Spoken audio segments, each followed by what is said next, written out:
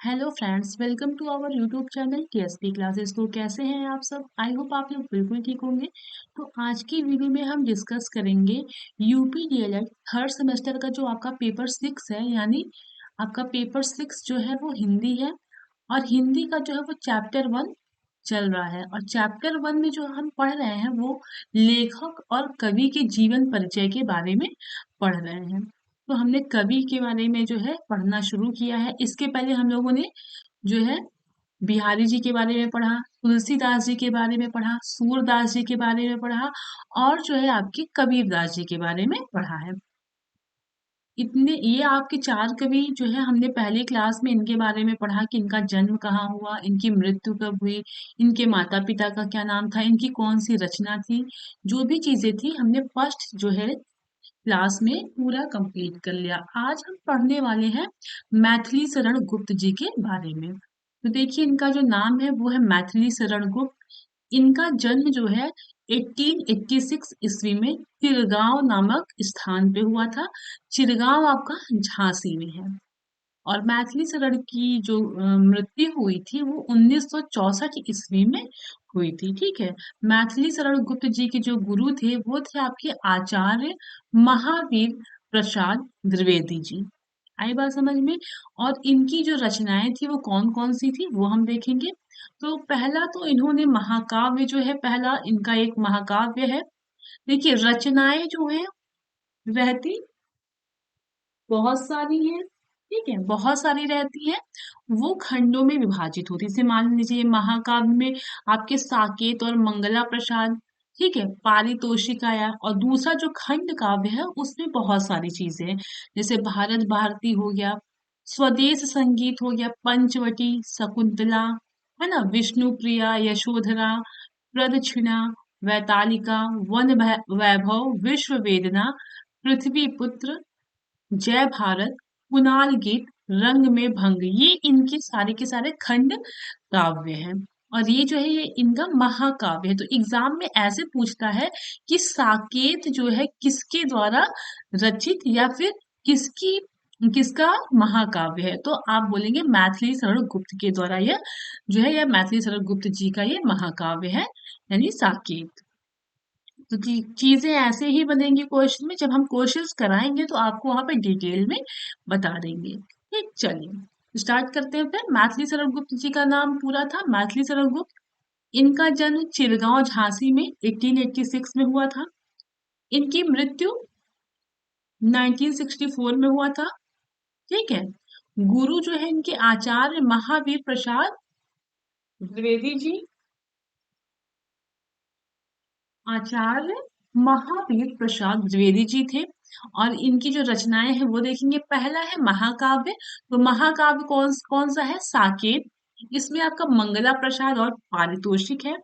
दूसरा है आपका खंड काव्य। तो खंड काव्य में है भारत भारती, स्वदेश संगीत, पंचवटी, शकुंतला, विष्णु प्रिया, यशोधरा, प्रदक्षिणा, वैतालिका, वन वैभव, विश्व वेदना, पृथ्वी पुत्र, जय भारत, कुणाल गीत, रंग में भंग, ये सारे खंड काव्य आपके जो है मैथिली शरण गुप्त जी के हैं। चलिए अब हम पढ़ेंगे अयोध्या सिंह उपाध्याय, यानी हरि औध जी के बारे में।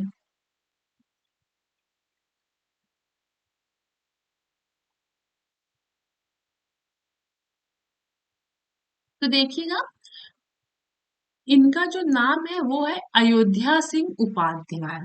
ठीक है, ये इनका उपनाम है, ये इस नाम से जाने जाते हैं। तो चलिए देखते हैं। इनका नाम है अयोध्या सिंह उपाध्याय। अयोध्या सिंह उपाध्याय जी का जन्म 1865 ईस्वी में हुआ था, निजामाबाद, आजमगढ़, उत्तर प्रदेश में। आधे से ज्यादा लोगों का जो जन्म हुआ है वो हमारे यूपी में ही हुआ है। और यूपी के जितने भी एग्जाम होते हैं, चाहे वो यूपी ट्रिपल एससी हो, चाहे वो यूपी टेट हो, ठीक है, यूपी पुलिस हो, वहां पे कवि या लेखक के जन्म के बारे में, उनकी कृतियों के बारे में बहुत सारे क्वेश्चन पूछे जाते हैं। तो आप यहाँ से तैयार करेंगे तो आप अगर अदर एग्जाम का प्रिपरेशन कर रहे हैं तो वहां पे आपको ये बेनिफिट देगा। ठीक है, चलिए। अयोध्या सिंह उपाध्याय की जो मृत्यु हुई वो 1957 ईस्वी आजमगढ़ में हुआ था। इनके पिता का नाम भोला सिंह उपाध्याय था। अयोध्या सिंह उपाध्याय जो थे उनके पिता का नाम भोला सिंह उपाध्याय था। इनका उपनाम जो है हरि और है। क्या नाम है इनका उपनाम? हरि और। अयोध्या सिंह जो उपाध्याय हैं उनका उपनाम हरि और है। देखिए ये जो आपके अयोध्या सिंह उपाध्याय हैं ये आधुनिक काल के कवि हैं। ठीक है, आधुनिक काल के कवि हैं। आधुनिक काल को द्विवेदी युग भी बोला जाता है। इनकी भाषा कैसी थी? हिंदी भाषा थी। चलिए देखते हैं मौलिक काव्य। सबसे पहले हम रचनाओं के बारे में पढ़ेंगे कि इनकी कौन कौन सी रचनाएं हैं उसके बारे में पढ़ेंगे। तो पहला है मौलिक काव्य। तो मौलिक काव्य में क्या क्या है वो देखेंगे।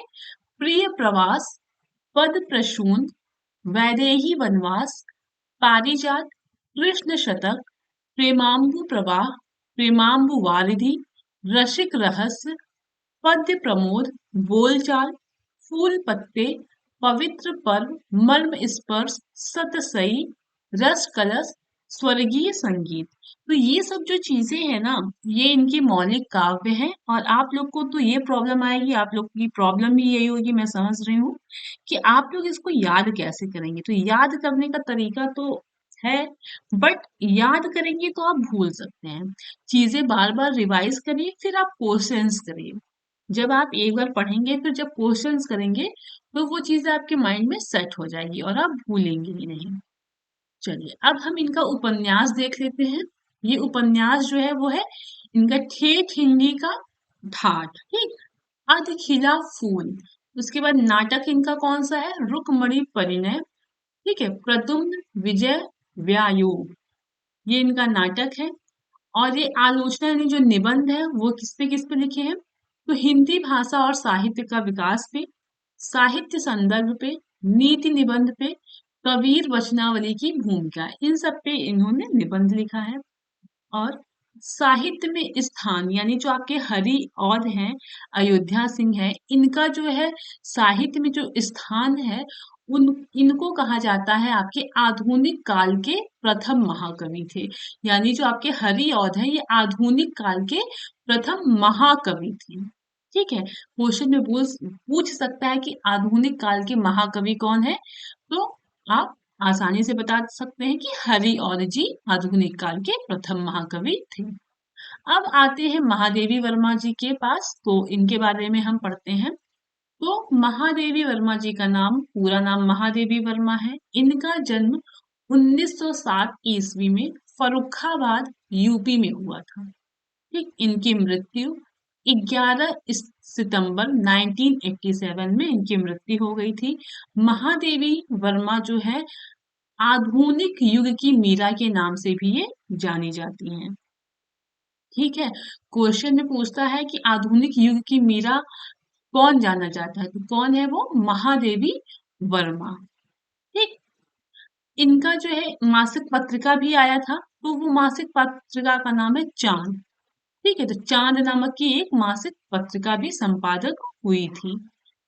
इनको जो है बहुत सारे पुरस्कार भी मिल चुके हैं, जैसे पद्मश्री, भारत भारती पुरस्कार, भारतीय ज्ञानपीठ पुरस्कार।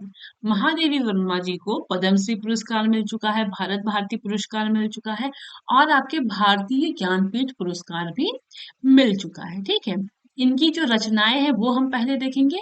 तो इनका कविता संग्रह, ठीक, कविताओं में क्या क्या है? तो निहार, ठीक, रश्मि, नीरजा, साध्य गीत, गिल्लू, यामा तथा देवशिखा। यामा इनकी बहुत फेमस है, बहुत बार एग्जाम में पूछा गया हुआ है।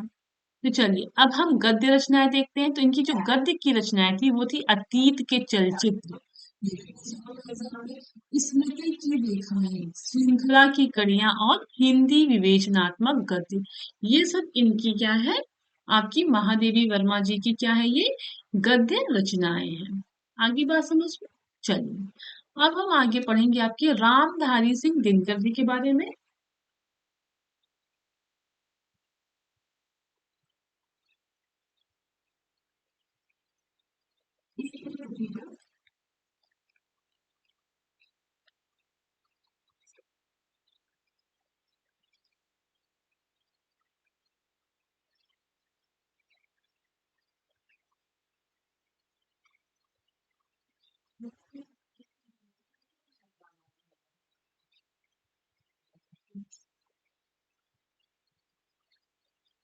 चलिए देखते हैं, अब हम पढ़ेंगे रामधारी सिंह दिनकर जी के बारे में।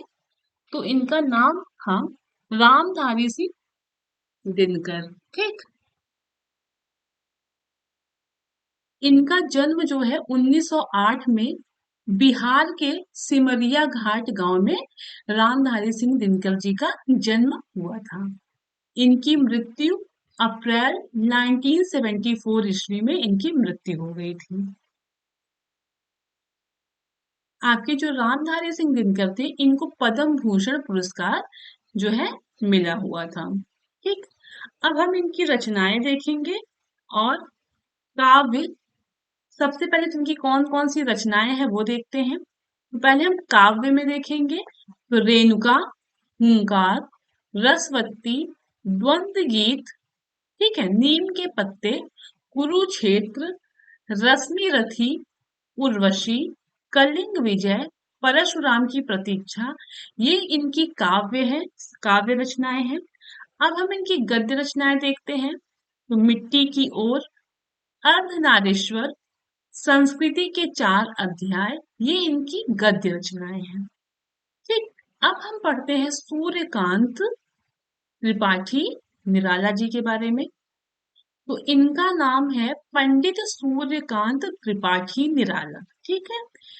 और सूर्यकांत त्रिपाठी निराला जी का जन्म 21 फरवरी 1899 उन्नाव जिले के गढ़पोल गांव में आपका इनका जन्म हुआ था। इनकी मृत्यु 15 अक्टूबर 1961 में इनकी मृत्यु हो गई थी। और जो सूर्यकांत त्रिपाठी जी थे, उनका जो उपनाम था वो था निराला। ठीक है। और व्यवसाय जो है वो था कवि और लेखक।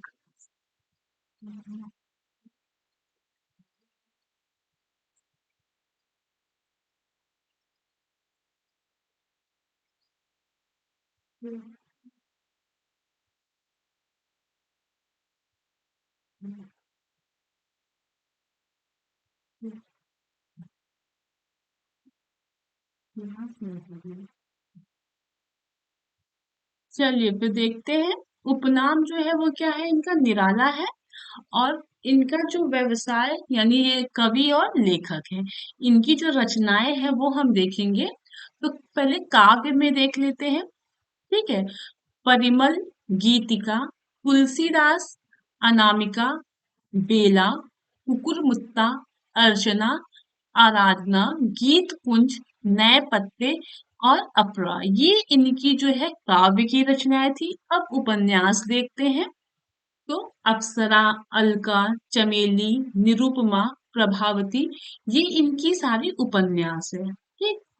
चलिए कहानी संग्रह देखते हैं। तो लिली, सखी, चतुरी चमार, सुकुल की बीवी, ये इनकी कहानी संग्रह यानी जो कहानी है, ये इनकी मुख्य मुख्य कहानी है।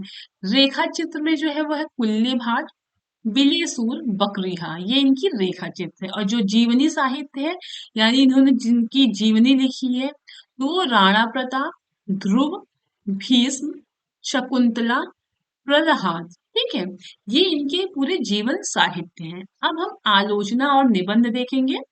तो प्रबंध पद, प्रबंध प्रतिमा, प्रबंध परिचय, चालुक्य पंथ और पल्लव, ये इनकी आलोचना या निबंध है। और जो अनुवाद है वो विवेकानंद, साहित्य, आनंद मठ, रजनी, राधा रानी, गोविंद, पदावली, ये सब इनके क्या है, अनुवाद है। ठीक। इनको जो है महाप्राण की उपाधि से नवाजा गया। आगे बात समझ में। तो आज हमने जो है क्विक टाइप का पढ़ा। इसमें समझाने वाली कोई चीज ही नहीं है। इसमें समझाया क्या जाए, सारी चीजें फैक्ट ही है। जन्म कहाँ हुआ, नाम क्या है, मृत्यु कब हुई, उपाधि क्या है, क्या काव्य रचना है, क्या गद्य रचना है, चीजें ये है, तो इसमें समझाने की जरूरत तो है नहीं। तो चलिए, तो आज की क्लास बस यहीं तक है। फिर मिलते हैं कल की क्लास में। कल हम पढ़ेंगे लेखक का परिचय। लेखक के बारे में हम कल पढ़ना स्टार्ट करेंगे। तो चलिए अब फिर क्लास को यहीं एंड करते हैं, मिलते हैं कल की क्लास में। तो चैनल पे नए हैं तो चैनल को लाइक करिएगा, शेयर करिएगा और सब्सक्राइब जरूर करिएगा।